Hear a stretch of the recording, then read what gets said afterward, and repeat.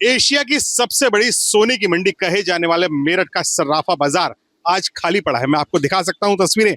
हम इस समय मेरठ के सर्राफा बाजार में हैं, जहां पर दुकानें खाली पड़ी है। दुकानें खुली जरूर हैं, लेकिन ग्राहक का नामो निशान नहीं है, क्योंकि उसके पीछे एक बड़ी अपील मानी जा रही है। उसके पीछे प्रधानमंत्री नरेंद्र मोदी की वो अपील मानी जा रही है, जिसमें उन्होंने कहा कि राष्ट्र हित में जेवर ना खरीदें, सोना ना खरीदें, 1 साल सोना खरीदने से बचें।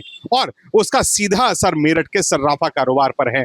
हम इस समय मेरठ की एक दुकान में अंदर जा रहे हैं, जहां पर उन्हीं से पूछते हैं कि आखिर कितना असर है प्रधानमंत्री नरेंद्र मोदी की इस अपील का। और उसके बाद अब जब इंपोर्ट ड्यूटी बढ़ गई है, इंपोर्ट ड्यूटी पहले 6% थी, लेकिन अब 12% हो गई है, और जीएसटी सेस भी बढ़ गया है, तो अब ये टोटल मिलाकर 15% हो गई है। तो तमाम चीजों को लेकर अब कितना असर है कारोबार पे, आइए उन्हीं से जानते हैं। आप आगे जी ये बताएं, कितना असर लगता है आपको कारोबार पे? देखिए जी, कारोबार पे बहुत फ़र्क है। हमारी जो टोटल सेल्स हैं पहले से, जब से ये स्टेटमेंट आई है उसके बाद से बहुत फ़र्क आ गया है। लोगों के फ़ोन आ रहे हैं कि जो है, जिनके जो ऑर्डर भी थे वो भी उन्होंने कहा कि हम अभी नहीं लेंगे, आगे रुक के लेंगे। इसके अंदर हमें एक बात ज़रूर लगती है कि राष्ट्र हित में पीएम ने जो कहा, आप सहमत हैं उससे? नहीं, राष्ट्र हित में पीएम ने जो कहा, हम उनकी हर बात से सहमति हैं। हमें उन्हें एक बात ज़रूर लगता है कि मोदी जी को अपनी बातों में एक बात ज़रूर ऐड करनी चाहिए थी। ठीक है, कोई भी जना अपना नया जेवर ना खरीदे, नई इन्वेस्टमेंट ना करे सोने के अंदर, लेकिन वो पुराना जेवर लाकर, पुराना सोना लाकर उसे बदल के नया जो है गहने वो बनवा सकता है, नए गहने। अच्छा, हालात क्या है? बंगाली कारीगर, करीब 5,000 कारीगर यहाँ पर काम करते हैं। ऐसे में वो लोग क्या कर रहे हैं? क्या उनकी रोजी रोटी पे कोई संकट है? नहीं, रोजी रोटी पे बिल्कुल संकट है। सिर्फ बंगाली कारीगर ही नहीं, जो ज्वेलर्स एसोसिएशन का, ज्वेलर सर्राफ लोगों का जितना स्टाफ है, जितने लोग भी, जितने परिवार इस सर्राफ एसोसिएशन से या सर्राफ कारोबार से जुड़े हुए हैं, सबकी जीविका पे फर्क पड़ता है। सब लोगों ने कहीं ना कहीं, जितने भी बड़े सर्राफ हैं, बैंकों से लोन भी लिए हुए हैं काम करने के लिए। अगर साल भर तक कोई आदमी अपना जेवर नहीं बेचेगा तो कैसे वो सर्वाइवल करेगा, कैसे स्टाफ की सैलरी देगा, कैसे कारीगरों को काम देगा, कैसे सर्वाइवल करेगा, ये एक बड़ा सवाल है। इसके अलावा और भी लोग हमारे साथ मौजूद हैं। ये बताएं भाई साहब, जब भी इंपोर्ट ड्यूटी बढ़ती है, कहते हैं कि स्मगलिंग बढ़ जाती है। आपको क्या लगता है, स्मगलिंग क्या और दीमक लगा देगी इसमें? स्मगलिंग तो धीरे धीरे खोखला करती ही है व्यापार को, और इस तरह मेल प्रैक्टिस बहुत ज़्यादा बढ़ जाती है। लोग बाग सस्ते सोने की तरफ भागते हैं, और सरकार को भी राजस्व का बहुत नुकसान है, और नंबर 2 के काम बढ़ ही जाते हैं। स्मगलिंग का रास्ता क्या होगा? जैसे नेपाल और बांग्लादेश, दो लोगों के बॉर्डर, मतलब दो देशों के बॉर्डर हमसे लगे हुए हैं। स्मगलिंग का रास्ता अमूमन मैं समझता हूँ यही होगा। क्या पहले स्मगलिंग होती रही है, या स्मगलिंग कम करने के लिए क्या इंपोर्ट ड्यूटी पहले भी कम हुई थी? पिछली बार गवर्नमेंट ने इम्पोर्ट ड्यूटी इसीलिए कम करी थी ताकि स्मगलिंग कम हो सके, लेकिन अब दोबारा से ये रुपये को रोकने के लिए सरकार ने दोबारा से फिर गोल्ड इम्पोर्ट ड्यूटी बढ़ा दी है, तो फिर दोबारा से वही काम शुरू हो जाएंगे। ऐसे ऑफर्स मिलने लगे हैं, स्मगलर या ग्रे मार्केट के ऑफर्स आने लगे हैं? क्या सोना एमसीएक्स से कम दाम पे बिक रहा है? नहीं, बाजार में कहते हैं कि इस तरह का काम होता है। मेरठ शहर में तो ये प्रचलित नहीं है, लेकिन छोटे कस्बों में या जो बॉर्डर के इलाके हैं, वहाँ पे ये इस तरह की चीज़ें बहुत होती हैं। वहां पर इस तरह की चीजें बहुत होती हैं, लेकिन सर्राफा कारोबार के पहिए जो हैं वो थमते हुए नजर आ रहे हैं। आप देख सकते हैं पूरी दुकान, यानी मेरठ की सबसे बड़ी होलसेल की दुकान में बिल्कुल सन्नाटा पसरा है। कर्मचारी खाली बैठे हैं, मालिक खाली बैठे हैं, और ये वेट कर रहे हैं कि किसी तरह ग्राहक आए। इनके पास आम ग्राहक नहीं आ रहा, बल्कि दुकानदार आ रहा है, और वो दुकानदार भी अब नहीं आ रहा है, क्योंकि बाजार बड़ी असमंजस की स्थिति में है कि सोना खरीदे या प्रधानमंत्री की अपील फॉलो करें। भाई साहब, कितना असर दिख रहा है आपको प्रधानमंत्री की अपील का? क्या लोगों ने जेवर खरीदना बंद कर दिया है? 2 दिन से जो है मार्केट में पूरी कुछ भी नहीं चल रही है। 2 दिन से आते हैं, सब आपस में बात करते हैं, एक दूसरे के चेहरे देखते हैं और इसके अलावा मतलब आदमी इन्वेस्ट के लिए सोना ले रहा है। कहते हैं कि एक आम गृहिणी के पास अगर कुछ भी नहीं है तो वो अपना सोना देकर अपने बच्चों का या हारी बीमारी में काम कर सकती है। आपको क्या लगता है कि अगर सोना लेना बंद किया, क्या देश की इकोनॉमी पे भी फर्क आएगा? देश की तो पता नहीं भैया, कि मगर जो अगर हम मानते हैं, जो लेडीज़ के पास कुछ है तो वो एक सोना ही है जो उसके अपनी आगे फ्यूचर के लिए वो सेव करके रखती है। अगर उसके पास वही नहीं होगा और वो नहीं बढ़ेगा तो पता नहीं उसका फ्यूचर आगे क्या होगा, क्या नहीं होगा। मार्केट क्या कह रहा है? सोना चांदी एमसीएक्स से क्या डिस्काउंट रेट पे बेच रहे हैं?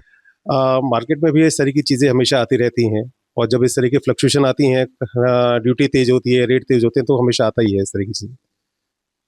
आप देख सकते हैं कि व्यापारी सदमे में है, व्यापारी ग्राहक का वेट कर रहा है और यही कह रहा है कि सोना खरीदना जो है वो अब महंगा सौदा हो गया है क्योंकि इंपोर्ट बढ़ गया है। अब इंपोर्ट चूंकि बढ़ गया है और ऐसे में वो कैसे सोना खरीदे उसको भी समझ नहीं आ रहा है कि सरकार इस पे कोई नया फैसला लेगी या फिर जो होलसेलर हैं वो इंपोर्ट करें ना करें, अभी इस बात से बड़े परेशान हैं। हमारे साथ कुछ युवा व्यापारी भी हैं। ये बताएं, ईटीएफ, गोल्ड बॉन्ड, तमाम ऐसे तरीके हैं जहां निवेश हो सकता है, एमसीएक्स एक तरीका है जहां निवेश हो सकता है, लेकिन मार जो है वो फिजिकल सोने पे है ना? तो क्या मानते हैं इसमें, क्या उन चीजों पर भी होना चाहिए क्योंकि जो मैक्सिमम कारोबार है वो तो उन्हीं चीज में है। जी बिल्कुल होना चाहिए। अगर फिजिकल सोने पे आपने एक पाबंदी लगाई है तो हर उस पे होना चाहिए जो कमोडिटी से रिलेटेड है। भाई एक फिजिकल सोना ही एक ऐसी चीज़ है जो हमारे साथ रहता है, जो हमारे पास रहता है। कोई भी ऑनलाइन ऐप फेल हो सकती है, कभी भी आपका सिस्टम डाउन हो सकते हैं, बट एक जो फिजिकल चीज़ है वो आपके पास हमेशा रहेगी। आप उसको कैसे वो कर सकते हैं कि फिजिकल पे हम रोक लगाएंगे बट ऑनलाइन नहीं रोक लगाएंगे। बिल्कुल करते हैं। क्या करेंगे इससे? क्या इस व्यापार के लिए क्या सोचें कि वापस रौनक लौट आए? देखिए रौनक का तो ऐसा है कि जब पूरा देश एक साथ चलेगा और पूरी देश की इकोनॉमी थ्राइव करेगी तो हर बिजनेस थ्राइव करेगा। मैं ये नहीं मान सकता कि मेरा अकेले का बिजनेस चले और कोई और बिजनेस ना चले। तो जब ऑल ओवर इकोनॉमी सही चलेगी तो हर बिजनेस सही चलेगा। और जहाँ तक रही गोल्ड की बात और जो अभी पीएम जी ने बयान दिया है उसकी बात, तो हम हर तरीके से उनके साथ हैं, बट यही कहना चाहते हैं कि जो गोल्ड है वो अपने आप में एक करेंसी है, तो उसको ऐसे ही ट्रीट करा जाए कि ये करेंसी हमेशा आपके साथ रहेगी, आपके पास रहेगी और सबसे सिक्योर रहेगी, तो उसी तरह से उसको ट्रीट किया जाए। पीएम ये कह रहे हैं कि import मत करो, बाकी आपके पास जो अपना गोल्ड है वो तो ट्रीट कर ही सकते हैं। हमारी सजेशन भी, हम अपने ग्राहकों को भी यही सजेस्ट कर रहे हैं कि जो आपके पास पुराना सोना रखा है आप उसी को एक्सचेंज करिए ना। जब आपको अपना अब जैसे आपकी बेटी की शादी है या बेटे की शादी है तो आप उसी को एक्सचेंज करिए, उसी को यूटिलाइज करिए, उसी को नया करवाइए, लेबर जॉब पे उसको सही करवाइए। वही हम सजेस्ट कर सकते हैं अपने ग्राहकों को। पीएम के साथ खड़े हैं। बिल्कुल, क्यों नहीं, हर वक्त, हर टाइम, हर डिसीजन में। हम डिमोनेटाइजेशन में साथ थे, हम हर तरीके से उनके साथ हैं, हर उसमें जो उन्होंने पीएमएलए लगाया हम हर तरीके से उनके साथ हैं। लेकिन यही है कि बस देश आगे बढ़ेगा तभी तो हम आगे बढ़ेंगे। देश के साथ ही सब आगे बढ़ना चाहते हैं। देश आगे बढ़ेगा तभी सब आगे बढ़ेंगे। और डिमोनेटाइजेशन के समय में भी सोनारी सरवाइव कर गए और ऐसे समय में अब ये कह रहे हैं कि देश हित में हम पीएम के साथ खड़े हैं, लेकिन इस कारोबार के बारे में भी पीएम को सोचना चाहिए। देखिए, हम मेरठ को स्वर्ण नगरी कहते हैं और एशिया में ये मंडी मैन्युफैक्चरिंग में, लाइट वेट ज्वेलरी में, गोल्ड की ज्वेलरी में और चांदी में भी अच्छा स्थान रखती है, बड़ा स्थान रखती है।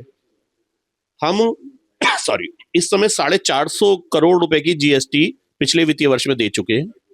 दिसंबर तक हमारी काफी हो चुकी है और अनुमान है कि 500 पार करके हमारी इस क्वार्टर में हो गई होगी जीएसटी। तो अगर इसे मल्टीपल करें, 3% जीएसटी हमारे धंधे पे, अगर हम इसे मल्टीपल करें तो ये 20,000 करोड़ रुपए का टर्नओवर मोटा माटी पड़ेगा। मोटा मोटा ये जो टर्नओवर है कम से कम 20,000 करोड़ रुपए का पड़ने वाला है।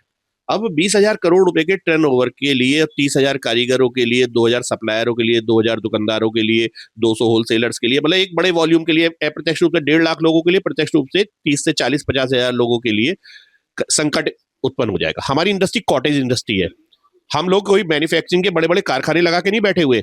हम एक एक कमरे में 3-3, 4-4, 5-5 कारीगर बैठ के और अपनी लॉ से बिना पंखा चलाए हुए तब जेवर गढ़ते हैं। और एक जो छोटा कारीगर है वो 500, 700, 600 रुपए रोज कमाता है। वो ये नहीं कि 10-5 हजार रुपए रोज कमा रहा है। ये लोग जो बंगाल से आए हुए हैं, ये लोग जो महाराष्ट्र से आए हुए हैं, ये लोग जो पूर्वांचल से आए हुए हैं, मान लीजिए हिमाचल से आए हुए हैं, मान लीजिए और अन्य एक जगह से आए हुए हैं, ये सारे के सारे कहीं ना कहीं ये माइग्रेट हो जाएंगे। 1 साल तक अगर काम नहीं मिलेगा, 1 साल तो दूर की बात है, ये 1 महीने में भग जाएंगे। ये माइग्रेट हो गए। चैन बनाने वाले आज जो घर पे महिलाएं चैन बनाती हैं, चैन परोती है, गोली परोती है, मीना करती है, छिलाई करती हैं, जेंट्स काम करते हैं, सब बच्चे भी काम करते हैं, पूरा पूरा परिवार लग के काम करता है। ये लोग अगर माइग्रेट हो गए, इनको काम नहीं मिला, तो चैन पिरोने वाले हाथ कहीं चैन तोड़ने वाले ना बन जाए, जिनको आज पुलिस जो है प्रोटेक्शन देती है, कहीं पुलिस इनके पीछे ना हो। ये ज्वेलरी छीनने वाले ना बन जाए, पुलिस इनके पीछे होगी। अगर हम आज ज्वेलरी बना रहे हैं तो हमें संरक्षण दे रही है पुलिस चारों तरफ से।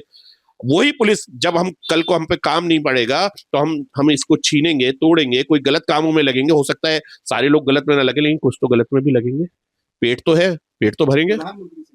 हाँ, प्रधानमंत्री जी से हमारा कहना है कि प्रधानमंत्री जी आप रिसाइकलिंग पर आइए।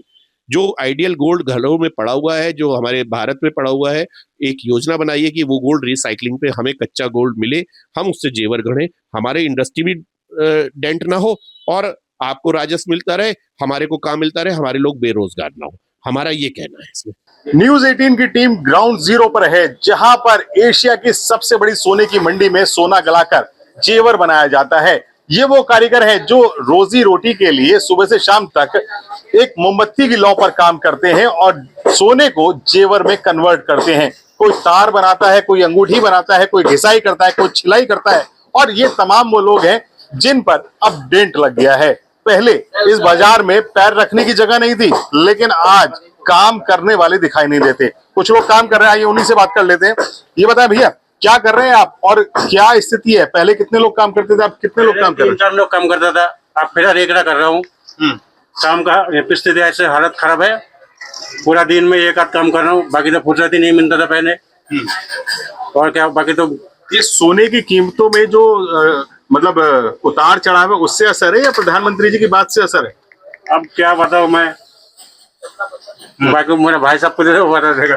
ये बताए भाई साहब, दिक्कतें क्या है? प्रधानमंत्री जी ने कहा कि राष्ट्रवाद में, क्योंकि डॉलर जो है वो बाहर ना जाए, विदेशी मुद्रा में दिक्कत ना हो, इसके लिए उन्होंने कहा कि सोना मत खरीदो।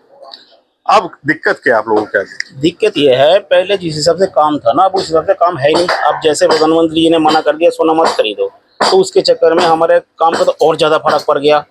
अच्छा, अगर मोदी जी ये अपील कर दे कि जिन जिन के पास पुराना सोना रखा है वो सोना निकाल के जेवर पे लगाए, जेवर बनाए, तो हमारा काम भी चलता रहेगा और हमें फर्क भी नहीं पड़ेगा। नहीं तो हमारे लिए बहुत ज्यादा दिक्कत हो जाएगा आने वाले समय में। अच्छा, और लोगों से बात करते हैं। यहाँ पर ये भाई साहब यहाँ पर अंगूठी बना रहे हैं, इन्हीं से बात कर लेते हैं। ये बताओ भैया, कितने रुपए दिन में कमा लेते हो और कितनी अंगूठी बना लेते हो यहाँ? काम के ऊपर बात है, काम ही नहीं है बिल्कुल। थोड़ा बहुत है वो हो रहा है, और जो भी आ रहा है खर्चा पानी निकल रहा है, बस काम नहीं है बिल्कुल भी, खर्चा पानी निकल रहा है बस। अच्छा, क्या कह रहे हैं मोदी जी? और ये बताएं, उनसे क्या अपील है आपकी? अपील बस इतनी है, भाव थोड़ा स्टेबल हो और जो ये बाजार में मंदा है थोड़ा खुले, भाव थोड़ा डाउन आए, और जो भी है हमारा बाजार में सभी परेशान है और सही हो काम सबका, थोड़ा थोड़ा मिले, सबसे बढ़िया होगा। क्या देश के साथ खड़े हो? बिल्कुल देश के साथ खड़े हैं और जो स्थिति है मैनेज भी कर रहे हैं, सब काम कर रहे हैं, पर हाँ जो भी है सही है, कर रहे हैं बढ़िया। एशिया की सबसे बड़ी सोने की मंडी मेरठ को कहा जाता है। आप देख सकते हैं यहाँ पर सोने का काम चल रहा है, अंगूठियों के डिजाइन बन रहे हैं और ये कारीगर पूरे दिन में करीब 10 से 12 अंगूठी तैयार करता है। तो यानी काम मेरठ में अच्छा खासा है। लेकिन आजकल जो यहीं पर 50 की लेबर काम करती थी, अब चूंकि सोने की कीमतों में उतार चढ़ाव इस कदर है कि लोगों ने ज्वेलरी से परहेज करना शुरू कर दिया है। जिसकी हैसियत 1 लाख रुपए की थी, अब 1 लाख रुपए में कुछ ही सामान आ पाता है। तो ऐसे में पहले ही काम कम था और अब पीएम की अपील से लोगों में राष्ट्रवाद को देखते हुए और उन्होंने सोना खरीदना बंद कर दिया है। ऐसे में इन बंगाली कारीगरों के जनजीवन पर संकट खड़ा हो गया है और ये लोग यही अपील कर रहे हैं कि प्रधानमंत्री जी देश से अपील कीजिए कि रिसाइकल सोना होता रहे, देश की गृहिणियों पर जो सोना है वो रिसाइकल होता रहे, ताकि इनकी भी रोजी रोटी चलती रहे। कैमरामैन शिव सुदन के साथ न्यूज 18 के लिए निखिल अग्रवाल, मेरठ।